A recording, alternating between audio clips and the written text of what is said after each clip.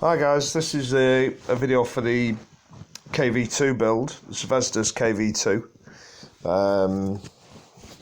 and it's just took me ages to put it together and get it online, but the model itself was a bit of a drag really. I'm not going to say the model was bad, but I didn't make it well. That's a that's a Zvezda friendly way of describing it. Especially found the tracks very difficult. Yeah, I found it all very fiddly. But I'll get onto that in a bit. First, I was just wanting to give you a little spin around the room that I do my model making in. It's my glass top coffee table. I put some old vintage boxes in when I used to just make planes. And keep an eye out for the decoupage where I've used some of the plain instruction booklets rather than waste them on my painting shelves, my shelves where I keep my paint pots and my glue. But yeah, a little look around the room that I'm working in when I make my videos.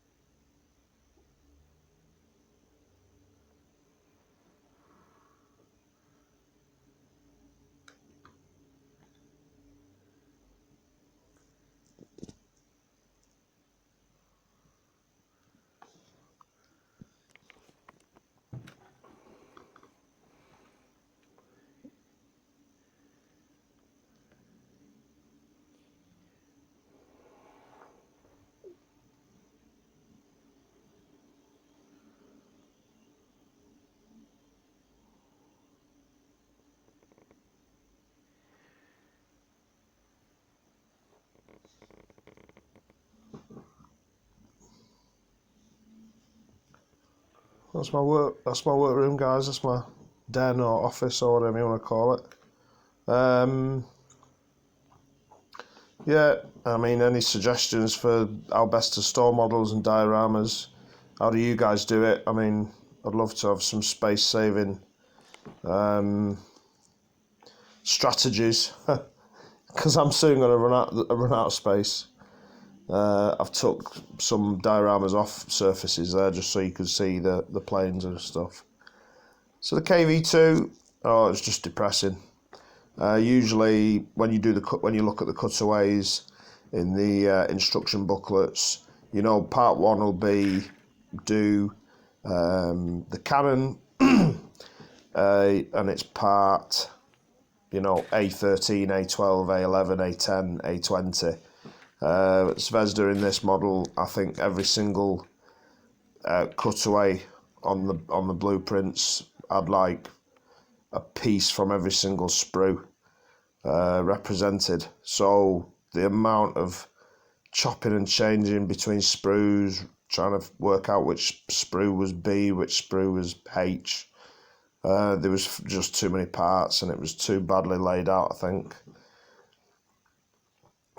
So yeah, it took me ages in between trying to get to the gym and working all week. It just took me ages.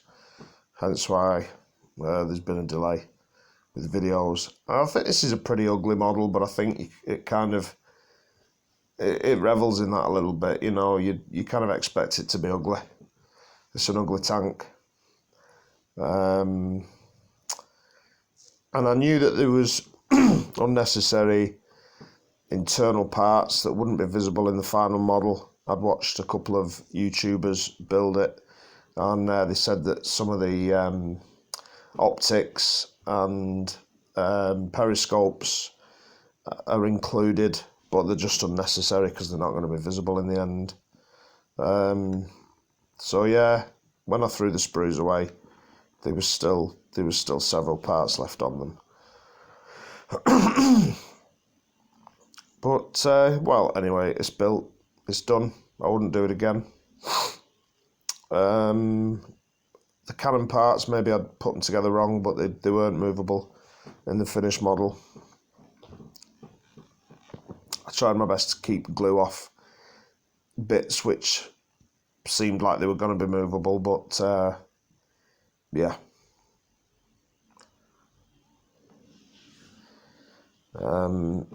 Compared to the heavy Russian tanks that I've made recently, they've all been like from the end of the war and successful and made in huge numbers, and going into the Cold War as well. I've made the IS-2 recently. The SU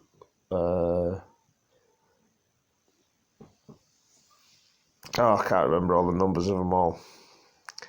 ISU 152, that's a beautiful one.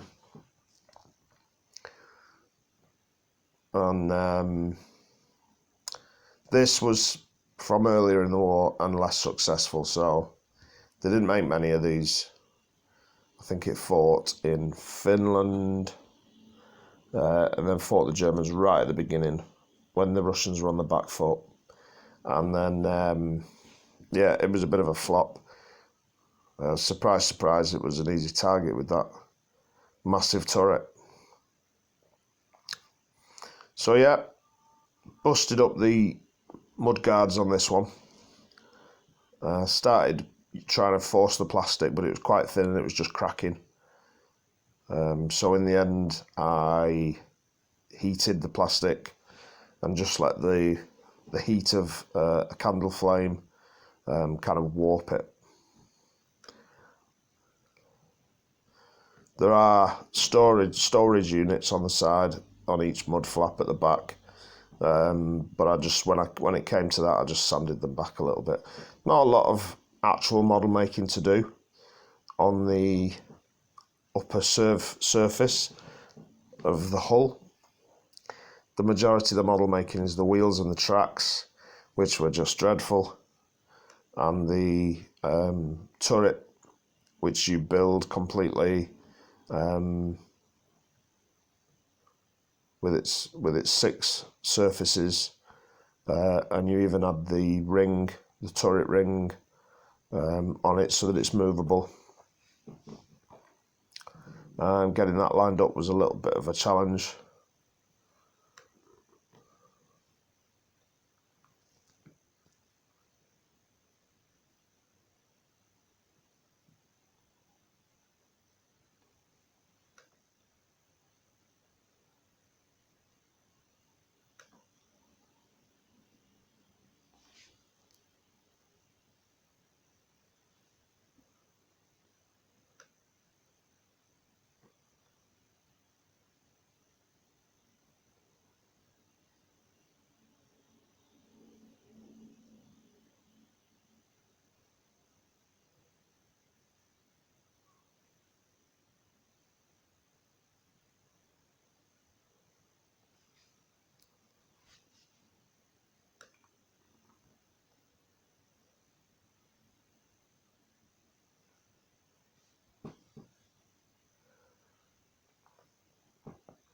So the tracks of the Zvezda KV2,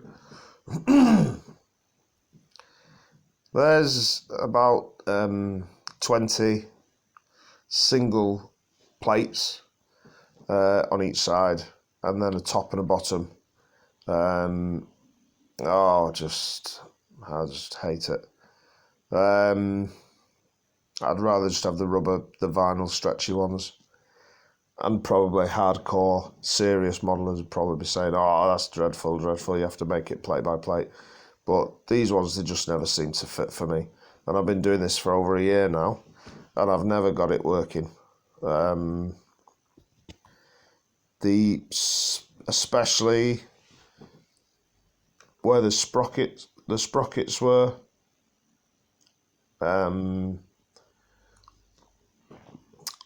fitting the end to the previous piece, the end of the small plates to the previous piece, and yet fitting the cog teeth into the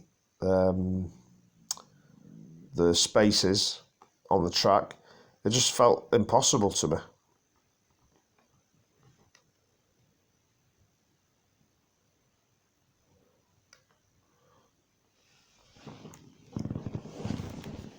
You know, I'm not saying Zvezda had measured it wrong. I'm just saying I just can't work well with this system, this way of doing it. And you know, I can tell you a secret. Every time I struggle with tracks, you'll see the end result is covered in heavy mud on the tracks, and it's to hide the bad fittings. So you know where I've had when I've had a bad time with a set of tracks. This is certainly no exception. Covered it in plaster. But I enjoyed making the turret and the top surface of the actual tank. I could have done without the rest, really. And because I brush paint, I have to paint black tracks or brown tracks or whatever the colour of the tracks are. I have to paint them before I apply them to the road wheels. So then it's hard to get a good fix with the Revel glue, because there's a painted surface against a painted surface. So then, you know, do you use super glue and risk making a mess, and get super glue on your tweezers and get super glue on your fingers, or do you try and get just at least a soft fix with the Revel, and then you have to do a plate and leave time for it to set before you fit the second plate to it. It's just a struggle. Give me vinyl every time.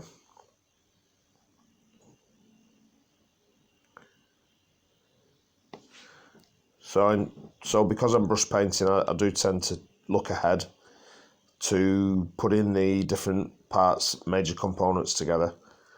And yeah, I'll never fit the tracks on the wheels until they're painted, and I'll never fit the bottom hull of the tank to the top before it's all painted, just so that the different components have their own unique colours, and I'm not mixing up and, you know, messing up and going over the edges with the brushes, or struggling to reach down into an area that I've made hard to reach by fitting it together in the wrong order.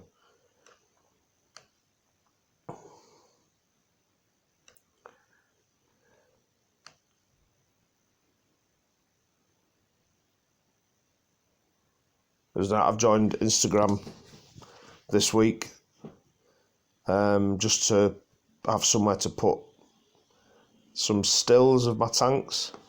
So you can check out my Instagram, guys. It's just Supermodel Dave. So yeah, it's nice to just post some pictures, really. And that's the result of getting this new Fuji camera, this new Fujifilm X-T20, which does do nice photos. I can't afford the Fujifilm 50mm lens, so I just got a kind of well, for anybody who's interested, I just got a manual lens from the days of film SLRs. I got a Minolta Rocker MD 50mm f1.4 lens. You know, I think it cost me £75 off eBay. I used to have a Minolta camera, so I knew it'd be alright, I knew it'd be decent. And then you can get these adapters for these mirrorless cameras and put the old lenses on. And as long as your eyes are okay and you can do manual focusing, you've just saved yourself £500, because the 50mm f1.4 digital lenses tend to be as expensive as the camera almost. So that's the whole reason I joined Instagram, was just to stick a couple of them shots on. Soft focus background, bit of detail. I'm trying to put the tanks in the dioramas as a kind of a scene, you know, to take a photograph of it as a moment in time, rather than like, oh, I'm an expert, look at my models, they're perfect, because they're far from perfect. My models, close up, they are a bit scruffy, but I try and pair them together with the diorama to make a kind of moment. I won't say story, because you know, they're not always got figures on. I wouldn't say it's interesting enough to be called a story, but certainly a moment, certainly a glimpse of that tank in action.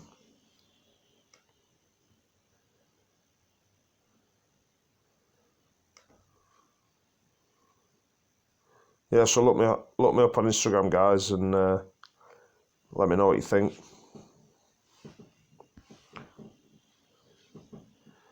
So, yeah, you know, I've done a few Soviet tanks recently, so I got tired of the green, and I was planning on doing this one with a kind of over-painted white, and then scrape it back a little bit. But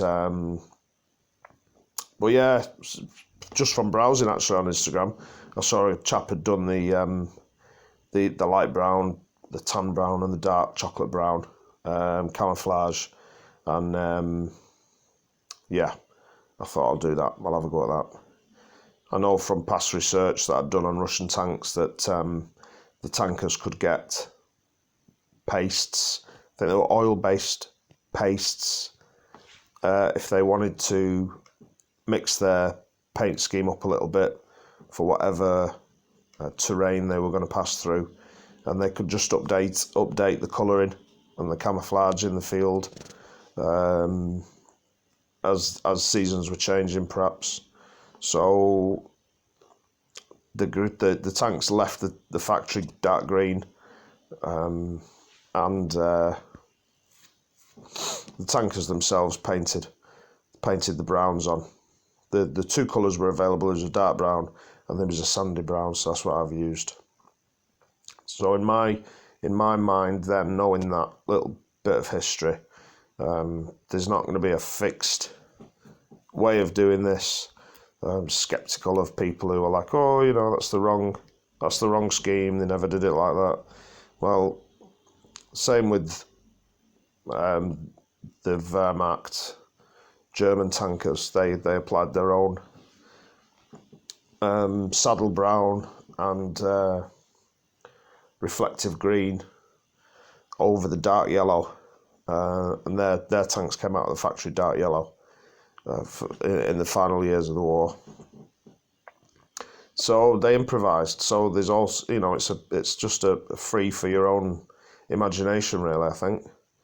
Have a good browse on Google and see what you can find, and make something that's interesting to you. I don't like the idea of sticking to too rigid a scheme, because it is for fun in the end. So this is khaki grey, Vallejo's khaki grey, which is a lovely colour actually. It's just short of what you'd put on, say, a Middle Eastern tank, a kind of desert tank.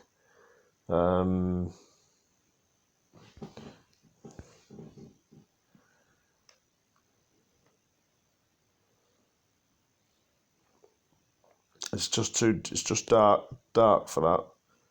But it's a lovely base for doing camouflage over. And the Russian tankers, they did leave areas where the green was showing through. They would leave areas and wouldn't paint over it with brown, generally. But like I say, it's just one of them. There's no fixed rules. And I didn't want to have too complex a camouflage on an early war tank.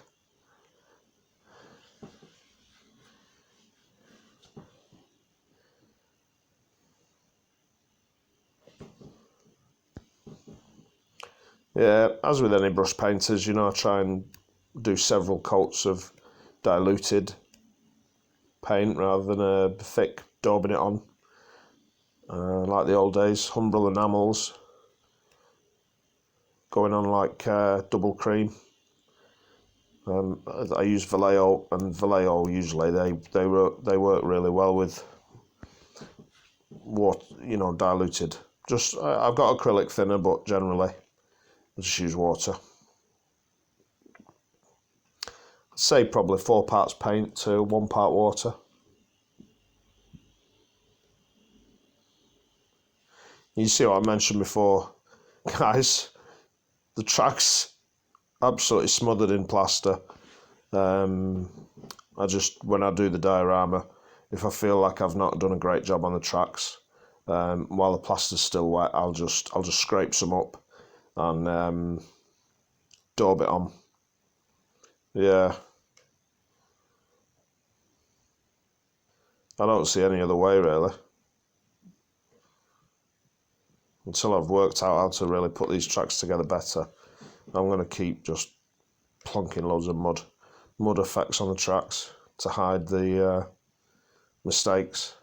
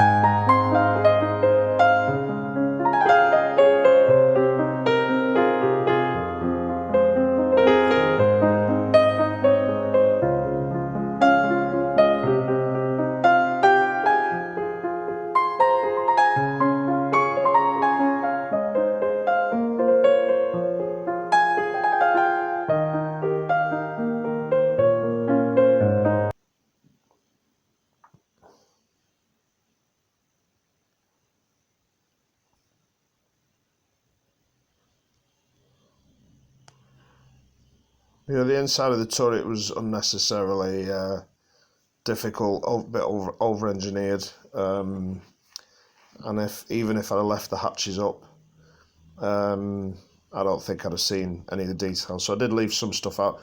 I did the breech of the gun and some of the framework for the gun, but it was wasted, guys, really. So make it easy on yourself if you're going to do this tank, and leave some of the unnecessary internal stuff. The engine, you know, leave it. If you're not going to decide beforehand if you're going to show it, and if you're not going to show it, you may as well just chuck it or use it on another model. So yeah, after I put the decals on and finished the camouflage, I did seal it with some pledge. Generally when I do that on a tank, that's maybe a habit from when I used to do planes, I don't know. But generally when I do that on a tank, I like to then go over it with pastels just to knock it back to matte again. Because I don't think it's appropriate for a tank to have like a gloss finish. Excuse me. So yeah, I mixed a kind of cream and a dusty kind of yellow ochre. Sorry, you're getting my knuckles. Yeah, so the diorama that I'm planning is not a snowy one. So it's just a kind of dry mud and dust effect on the tank.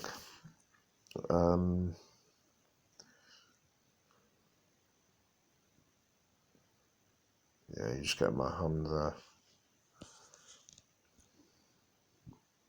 But you can see the effect. It's applied dry with a dry brush, and at one stage I think I had a wet brush. Got rid and started again with a different brush, because once you get a bit of moisture on it,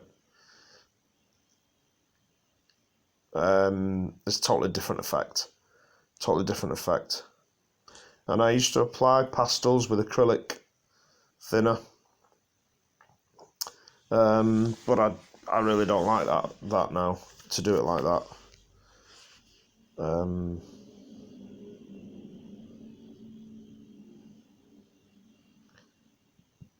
You get too much adherence with it, too much adhesion, sorry, I should say, and it becomes quite uniform as well.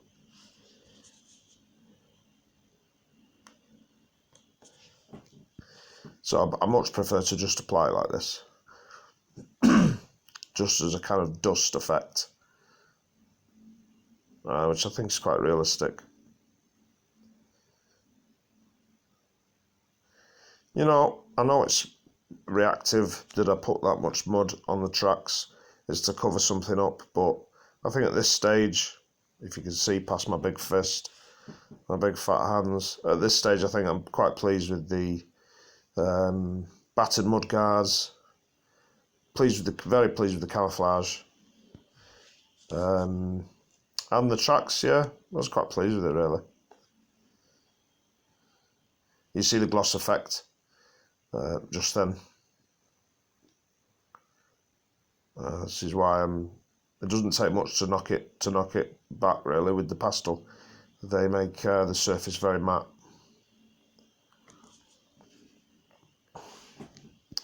So, at the end of my last video, I showed a flat diorama with half a building in, like the facade of a bomb damaged building.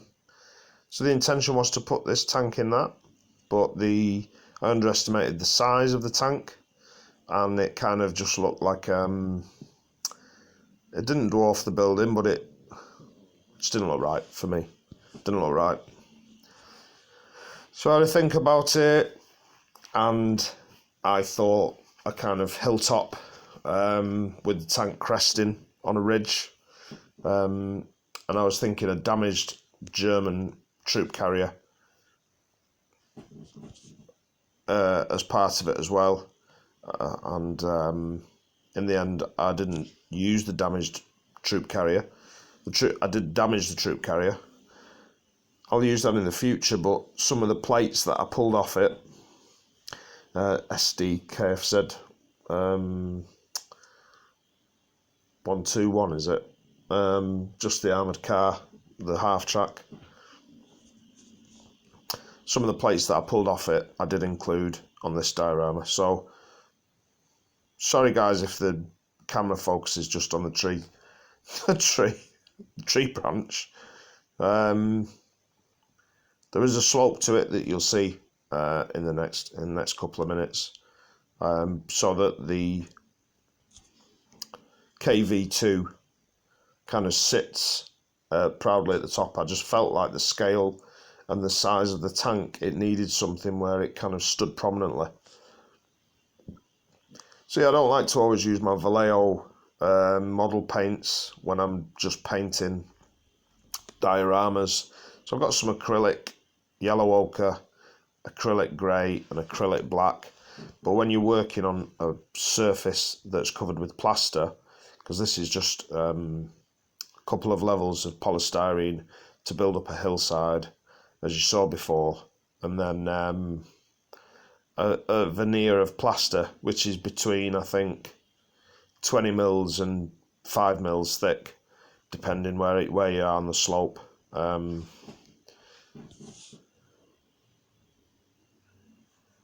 So the plaster is very absorbent, obviously. So I tend to use a little bit of pigment and a whole lot of water, because the plaster itself, which as you probably know from my previous videos, I put coffee grounds in and sometimes tea as well, and sometimes sieved earth from the garden to give it some granular kind of qualities. So I find that using very, very wet paint on it kind of gives an earthy effect.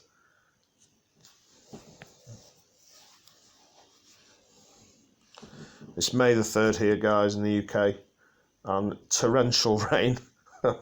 It could be November. It's just absolute torrential. It's just perfect. Climate change. Keep them power stations burning, China, because I'd rather be inside making a model, to be honest.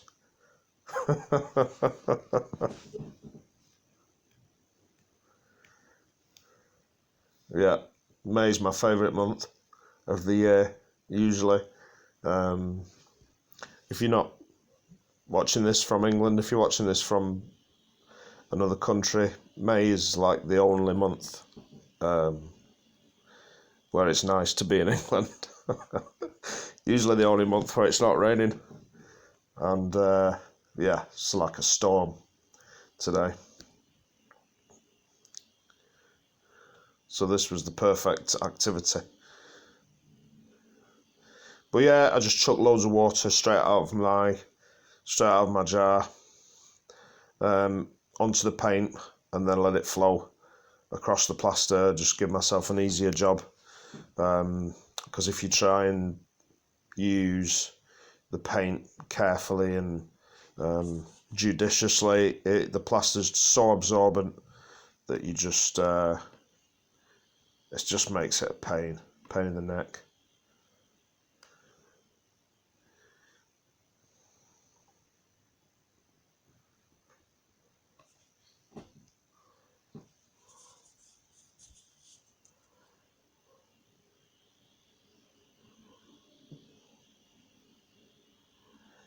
You know, and I've got some, not loads of stuff. I don't spend a lot of money on effects, ground effects. But I've got a few bits of flock, homemade stuff, and static grass, and some of the lichen that you can buy, the coloured lichen for bushes.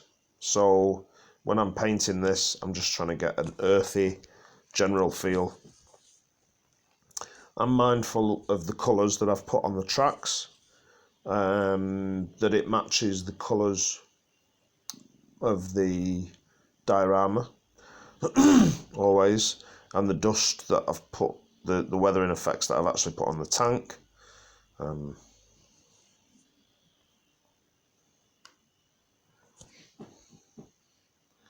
that's a better angle, and you can see just the way that I'm just boshing loads of water onto the few drops of acrylic, and then letting it cascade down the sides.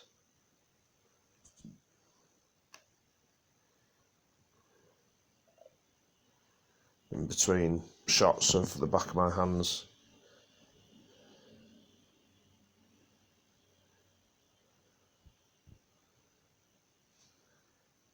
Yeah, this was about 10. It's about 10 centimeters, 3 inches high. This diorama with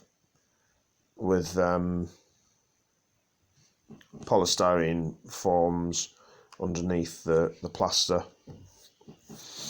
And yeah, it just felt appropriate to give it some height so that the tank didn't look ridiculous.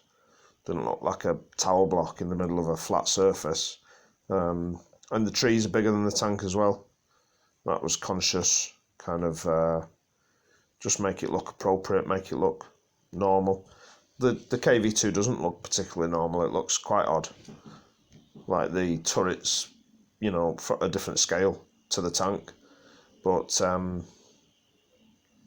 yeah, that was my idea, was to give it some height, some trees, and let it be at the top of a slope.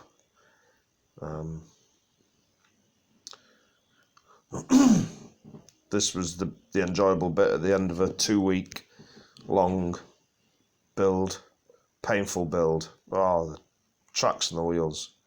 I didn't enjoy that bit at all.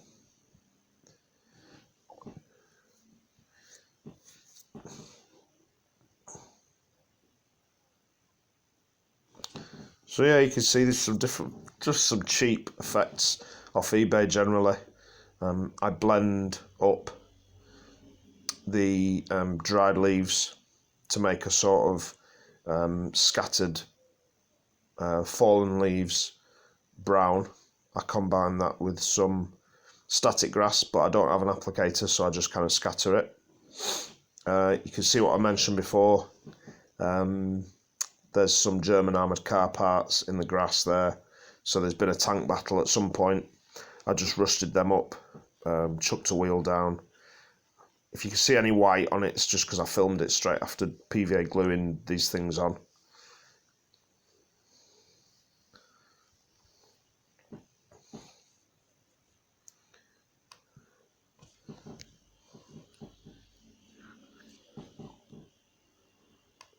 Not many decals for this model either, just the one on each side. I didn't clock what that said actually, but you can tell the Zvezda model because everybody puts that one decal on. You can tell whenever anybody's made the Zvezda model. So that's it, guys, really.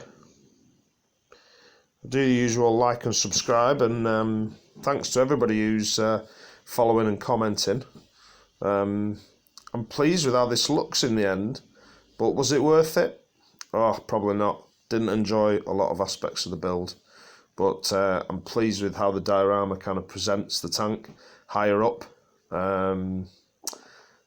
Yeah, pleased with how it looks, but it wasn't worth the pain. Thanks for watching, guys, as always. Cheers.